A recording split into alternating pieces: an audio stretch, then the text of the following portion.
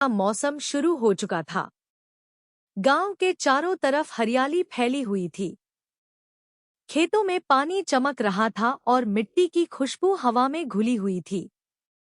उसी गांव के किनारे एक बहुत पुराना आम का बाग था। लोग उसे काली बाग कहते थे। उस बाग में लगे आम पूरे इलाके में सबसे बड़े और मीठे माने जाते थे। कहते थे कि एक आम इतना बड़ा होता था कि एक पूरा परिवार मिलकर खाता था। लेकिन उस बाग के बारे में एक डरावनी बात भी मशहूर थी। गांव वाले कहते थे कि वहां एक चुड़ैल रहती है जो रात को बड़े बड़े आमों की रखवाली करती है। जो भी लालच में आकर उसके आम तोड़ने जाता वह वापस नहीं लौटता, या लौटता भी तो इतना डरा हुआ कि दोबारा उस बाग का नाम तक नहीं लेता। गांव में रहने वाला रोहन 12 साल का एक जिज्ञासु लड़का था। उसे भूत प्रेत की बातों पर विश्वास नहीं था। वह अक्सर अपने दोस्तों से कहता, अगर सच में चुड़ैल होती तो अब तक किसी ने उसे देखा क्यों नहीं। एक दिन दोपहर को रोहन अपने दोस्तों सोनू और गुड्डू के साथ तालाब के पास खेल रहा था।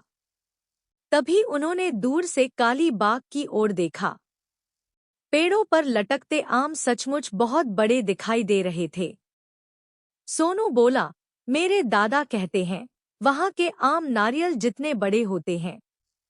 गुड्डू डरते हुए बोला, और रात को सफेद साड़ी वाली चुड़ैल पेड़ों पर उड़ती है। रोहन हंस पड़ा, तुम दोनों बहुत डरपोक हो। चलो आज शाम को आम तोड़ कर लाते हैं। दोनों दोस्तों ने मना किया, लेकिन रोहन की जिद के आगे वे तैयार हो गए। तय हुआ कि सूरज ढलने से पहले वे बाग में जाएंगे और जल्दी लौट आएंगे। शाम होते ही तीनों चुपके से गांव के पीछे वाले रास्ते से काली बाग की ओर चल पड़े। रास्ते में ऊंचे ऊंचे पेड़ थे जिन पर बैठी कौएं अजीब आवाजें कर रहे थे। हवा धीरे धीरे तेज होने लगी थी। जैसे ही वे बाग के पास पहुंचे, उनकी आंखें फटी रह गईं।